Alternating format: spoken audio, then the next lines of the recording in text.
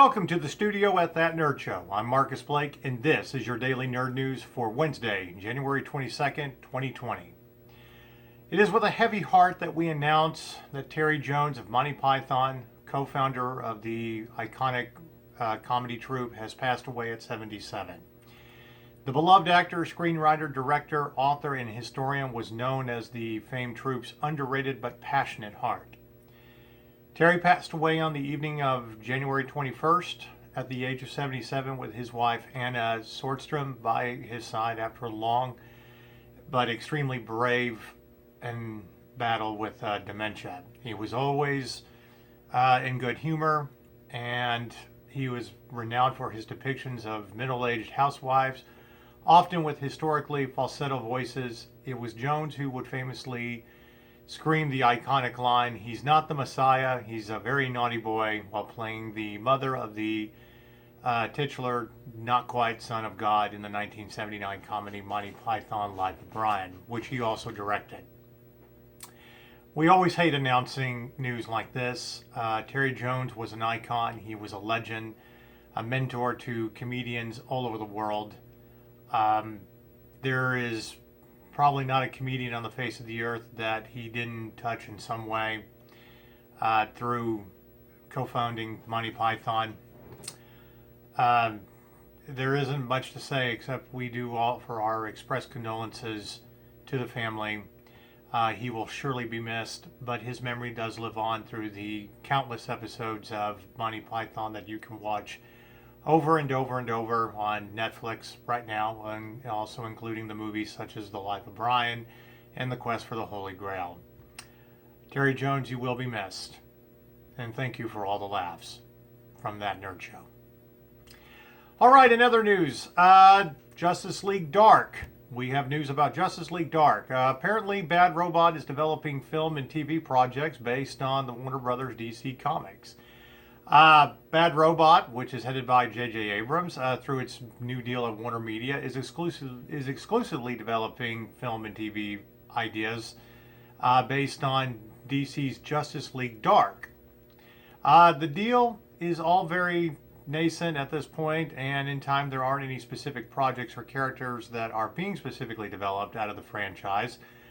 But we do understand that Bad Robot's head of motion pictures, Hannah Magella, and head of television, Ben Stevenson, will be soon taking meetings with talented reps and their writing clients on which characters will get their own projects. Justice League Dark first appeared in the September 2011 issue of Justice League Dark #1, featuring such superheroes, mostly occult and offbeat, as John Constantine, Mystic and Fortune Teller, Madame Xanadu, Deadman, Shade, the Changing Man, and the Zatanna. The roster for Justice League Dark is much longer, and members joined later on, with Swamp Thing being added in issue 19.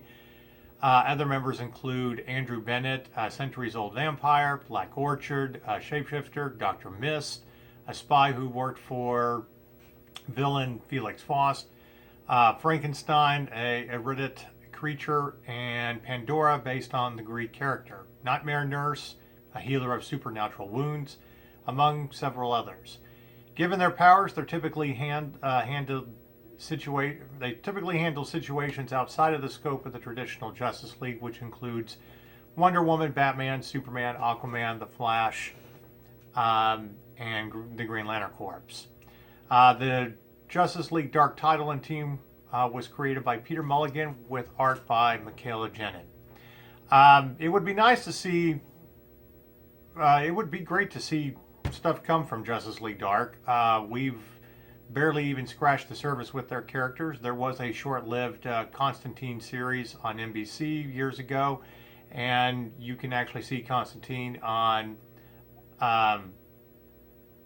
the CW series, The Legends of Old, or League of Legends. And my apologies if I get that name incorrect. But anyway, it looks like that Bad Robot and J.J. Abrams' company will be heading into the Justice League Dark catalog and developing some projects. So time will tell whether it will be good or if it'll be the same mishandled property that we've seen from Warner Brothers Warner Brothers over the past few years. So it's exciting. In other news, Guy Pearce and Matilda Lutz board Andrew Baird's sci-fi thriller Zone 414. Zone 414 is currently shooting in Belfast, Northern Ireland right now, and Highland Film Group is handling the worldwide sales. A little bit about the film. It is set in the near future in Zone 414's colony of humanoid robots. Private investigator follows David Carmichael, played by Guy Pearce, who was hired by an obsessive business tycoon, Marlon Veidt, played by Travis Fimmel, to find his rebellious daughter. Teaming up with a highly advanced self-aware AI, David moves through the dangerous Iron Jungle, rapidly piecing together the mystery and uncovering a crime that questions the origin of Zone 414 and the City of Robots. Andrew Baird will direct from a script by Brian Edward Hill, and the film is produced by Martin Brennan, Jib Palomas, Andrew Baird, and Deborah Kolar, and executive produced by Mark Huffin. In other news related to Netflix, Netflix will be releasing the animated movie Pokémon Mewtwo Strikes Back Evolution. They have landed the next animated feature in the uber popular Pokemon franchise. The streamer and the Pokemon Company International made the announcement the other day. Mewtwo Strikes Back Evolution will debut February 27th on Netflix around the world outside of Japan and Korea. It is said to feature a new CGI style to animated Pokemon movies, and it's inspired by one of the most popular stories in the long-running franchise. When researchers discover and exploit a fossil of the mythical Pokemon Mew, they unleash a creation that goes against the very laws of nature. Mewtwo is a legendary Pokemon intended for use as a tool of destruction, but as Mewtwo becomes aware of its own dubious origin, it becomes to resent its human creators and seeks revenge. And Ash, Pikachu, and their friends find themselves at the center of the rampage with the future of the Pokemon world at stake. Will the heroes be able to overcome Mewtwo's challenge, and will Mewtwo be able to find new meaning for his life? Emily Anos, Senior Vice President of the International Business at the Pokemon Company International, said this: "The ubiquitous reach and expert team at Netflix makes this the perfect partner to bring this special animated movie to kids and fans around the world. Netflix is the ideal platform to help us execute a global, simultaneous launch of an animated Pokemon movie on Pokemon Day, a special moment dedicated to celebrating the worldwide Pokemon fan community." In other news related to Netflix, Netflix commits to Bradley Cooper's Leonard Bernstein film. Scorsese, Spielberg, Todd Phillips are producing. After launching the two Oscar Best Picture nominees, The Irishman and Marriage Story, Netflix is restocking its star-driven prestige film arsenal with a big one. Netflix has acquired all the rights to the Untitled Leonard Bernstein film that Bradley Cooper will direct, star in, and produce from the script he co-wrote with Oscar-winning Spotlight scribe Josh Singer. The project exits Paramount, which set the film as a priority project in May of 2018. Amblin remains firmly part of the drama that spans over 30 years in telling the beautifully complex story of the marriage between Bernstein and his wife, Felicia Montalegre. The Bernstein film is expected to begin production early next year. Netflix will give it a significant theatrical release before the film premieres on its streaming site, just as it did for Scorsese in regards to The Irishman, as well as Marriage Story, The Two Popes, and several other award-winning award season contenders.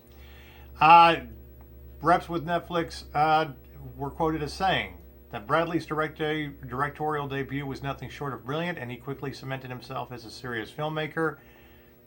This was quoted by Netflix head of film, Scott Stuber, in confirming the deal for Deadline. He also went on to say that his strong passion and clear vision for bringing to life the relationship between the iconic composer Leonard Bernstein and his wife promises to do their lives justice as only this renowned filmmaking team can. We are honored to be working with the Bernsteins to share their family story with audiences everywhere.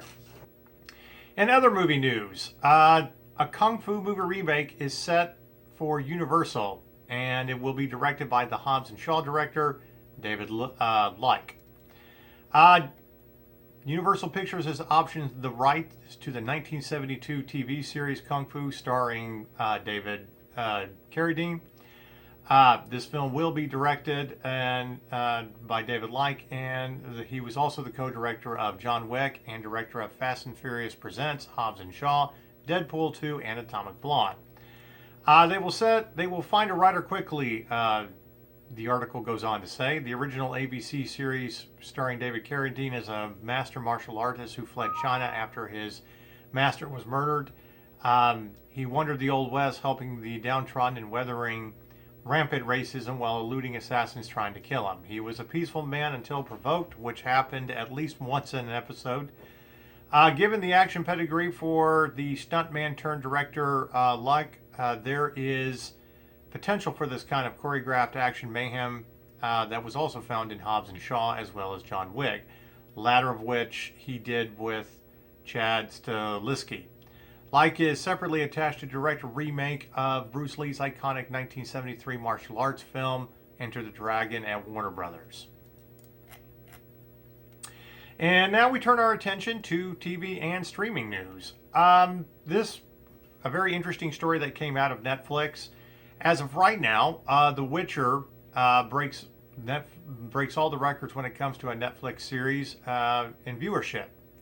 But there is one big catch. Netflix has basically changed how they look at viewers, their metric system, and I'm going to let you know a little bit more in detail about what that is. The Witcher, despite its divisive reviews, is basically a hit on Netflix, but its numbers can't really be compared to past releases of data from the company thanks to a change in the way the streaming giant measures viewership. Netflix, in announcing its fourth quarter earnings, revealed viewership for recent TV launches. The Witcher, as well as new seasons of the hits The Crown, Lifetime's Rescue You, but it was the Henry Cavill led The Witcher that broke the viewership records. They said that through 4 weeks of release, 76 million member households watched the fantasy drama. And of course, the series was renewed for a second season ahead of its debut. Now, a little bit about how they have changed their viewership. And it's basically the way they report a view. Previously, the company counted a view as a member count watching at least 70% of one episode of a series or 70% of a feature film. Now, it is touting that viewers choose to watch a given title, meaning that a member watched for as little as 2 minutes. Long enough to indicate the choice was intentional, per a footnote in the earnings report. Under that measurement, the streamer says The Witcher is on track to have the biggest first season ever for a Netflix original. The new metric is now more akin to views on YouTube videos, which indicates, in most cases, only a small portion of a given piece of content's running time and are even further away from the average audience measured on traditional TV. The reps with Netflix went on to say that our new methodology is similar to the BBC iPlayer and their rankings based on requests for the title most popular articles on New York Times, which includes those who opened the articles and YouTube view counts.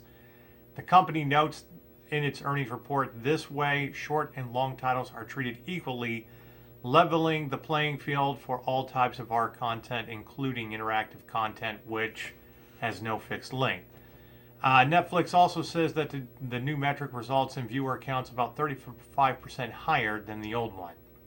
So to give you a basic rundown of what they're saying, basically if you click on a title in Netflix on Netflix and you watch it for more than 2 minutes, you will be counted as a viewer.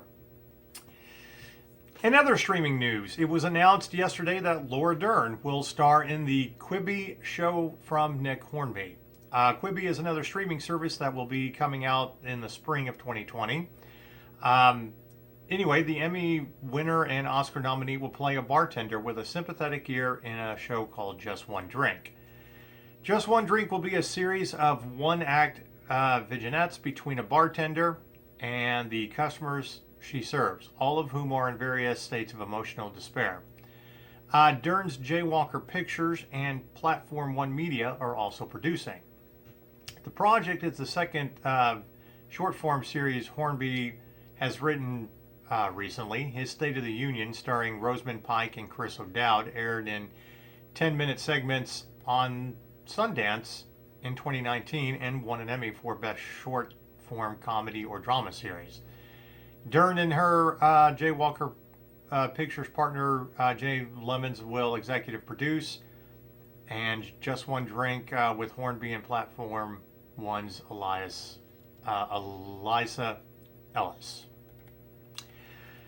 And now we turn our attention to gaming news. Not much is happening in the world of gaming today, but there was one significant article that is worth telling you about. And it's regarding one of the games that is coming out, Doom Eternal, one of the most anticipated games of 2020, which will be coming out in the first week of March, and has not been delayed. But the developers behind Doom have gone on to say that Doom Eternal is bigger, smarter, and bloodier than ever before. Here's a little bit about that. It's hidden underneath layers of oozing red gore, torn out eyeballs, and forcibly amputated limbs. But after a few hours with the iconic id Software shooter, you'll see it anyway. If it wants you to be smart, like the nerdy kid hiding their math ability behind a collection of Norwegian death metal t-shirts. The game that seems all about being a badass is actually about being a badass with brains. There's no stealthing in Doom Eternal or drawing out the meticulous battle plan with color-coded markers. But if you want to end up as more than a strawberry jam smear on the floor, you will have to learn to strategize your mayhem. Killing everything is still the main plan in the game, but more than ever before, Doom Eternal makes you think about how you're killing. Glory kills make the enemies drop health. Chainsaw kills drop ammo. Setting an enemy alight with a fire belch will make them drop their armor. And like a really gory episode of Sesame Street, it makes you learn, but makes the learning damn good fun. And that was quoted by the developers. I didn't know that you could actually compare Doom to Sesame Street, but I like it already. There are some other interesting aspects to this game. There's more of a story in Doom Eternal than ever before. There are new characters, lore, and hell priests whose names all sound like German sanitary products. It doesn't get in the way of the sheer unadulterated mayhem of Doom Eternal's core action, but it does feel like the bloody red frosting on the delicious murder cake, as quoted by the developers of Doom. So, there you have it. It sounds like we're gearing up to have the best Doom game that has ever been invented, where you will have to have more strategy than just running through the game killing things. It was delayed from a fall release last year until March of this year. So we will definitely see what happens with this game. But it is definitely one of the most anticipated games here at that nerd show, and we cannot wait to play it. And now we get to our question of the day. How long should video game developers take to really make a video game?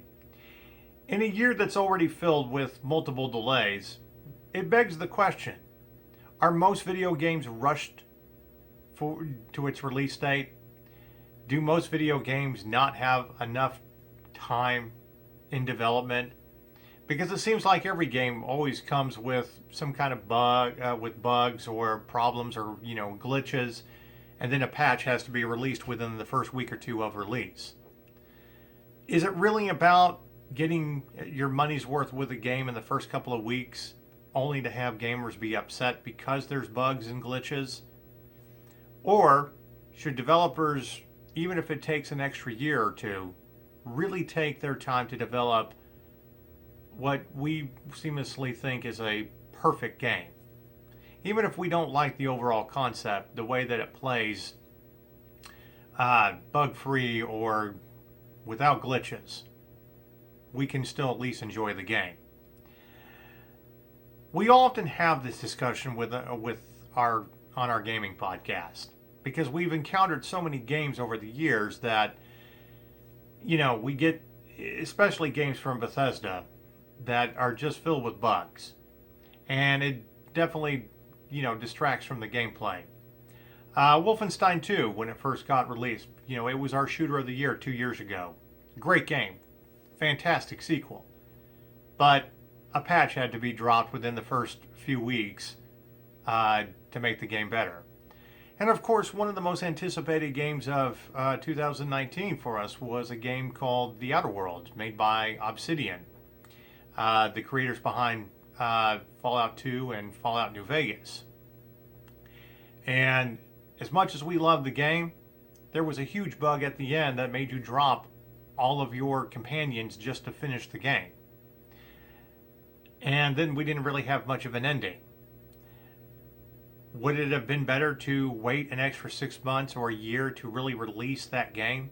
Especially if you were going to do it on Xbox Game Pass?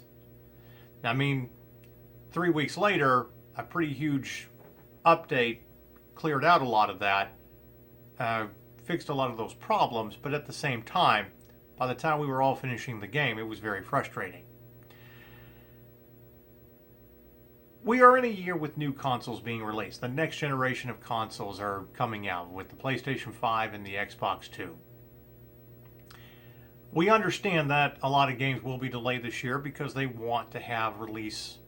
They want it to be released on the new consoles. They want people to enjoy their games with their new console. And that's understandable. But at the same time, we've already had developers freely admit that they do need more crunch time, or they need more time to develop the game. Sometimes I feel like having a release date is a little bit arbitrary at this point. Shouldn't we just set a release date when the developer knows that the game will finally be done? That they can better anticipate how to fix bugs during the development process? While it has not officially been announced, we all pretty much know that Elder Scrolls 6 is being developed right now. More team members are being hired. We figure that's the project they're working on.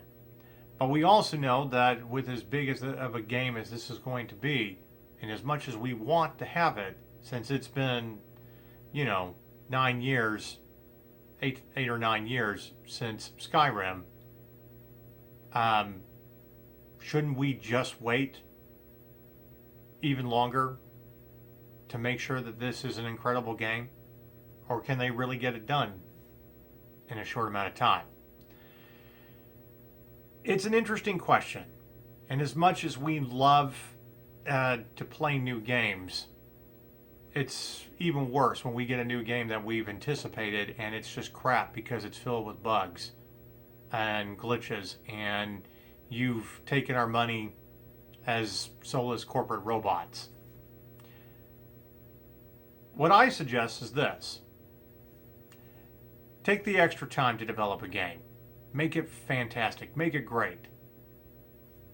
But in the meantime, drop more games on Xbox Game Pass, or maybe PlayStation will have a better Game Pass that equally matches Xbox, and their PlayStation Now, where you can actually download games. Get people interested in going back to play older games, especially games they may not have gotten around to play, or games that are just so good that you have to go back through it again. Games like the Uncharted series, which right now Nathan Drake's Legacy, the first 3 Uncharted games, are free on PlayStation. And I've been itching to go back through those games. Take the proper amount of time. It will be worth it in the end. And you'll still be able to make money. That's just my opinion. All right, that is our news for the day. A little bit later, you can check out our interview with McKenna Grace, Charlie Shotwell, and Milan Ray, the star cast of the new Amazon movie Troop Zero, that also has Jim Gaffigan, Viola Davis, and Allison Janney in it. A great little coming-of-age tale that deals with a bunch of outcasts forming a Girl Scout-type troop, only to win a contest to be able to have their voices heard on the record that will be sent into space on the Voyager satellite that was launched in the mid-70s. We had a great and fun interview with the cast and made the movie even better, which you should definitely check out. But I'm Marcus Blake with That Nerd Show, and this has been your Daily Nerd News. Until the next time, goodbye.